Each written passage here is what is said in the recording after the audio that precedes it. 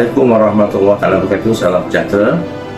Pertamanya, saya mewakili Barisan Pentadbir merakamkan terima kasih kepada Ustaz Adib bin Ramli atas sumbangan khidmat bakti sepanjang berada di SMP Ceras Jaya. Sesungguhnya jasa Ustaz sepanjang berada di sini dan tempoh yang agak lama, sangat besar ke arah kemenjadian anak-anak kita.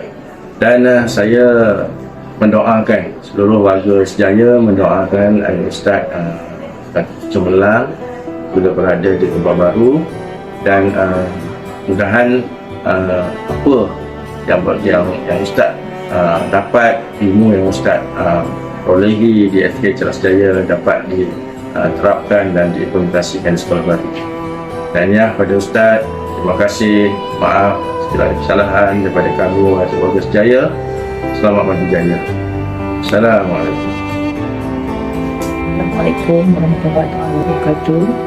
Saya mewakili Panitia Pendidikan Islam ingin mengucapkan jutaan terima kasih kepada Ustaz Adib bin Ramli atas sumbangan dan komitmennya selama ini dalam menjayakan semua program Panitia Pendidikan Islam. Kami doakan supaya Ustaz Adib sentiasa dimulai Allah SWT dan berjaya di dunia dan akhirat. Assalamualaikum dan selamat sejahtera. Saya Ahmad Kiddi bin Ahmad Jawad dari kelas 5 Adil ingin memberikan sebuah ucapan khusus kepada Ustaz Adib bin Ramli. Ustaz, terima kasih atas segala jasa dan ketegasan Ustaz dalam mendidik kami sepanjang Ustaz berada di sekolah ini. Saya berharap apabila Ustaz berpindah ke sekolah baru nanti, Ustaz dapat memberi contoh yang baik kepada murid-murid serta menjadi inspirasi kepada mereka.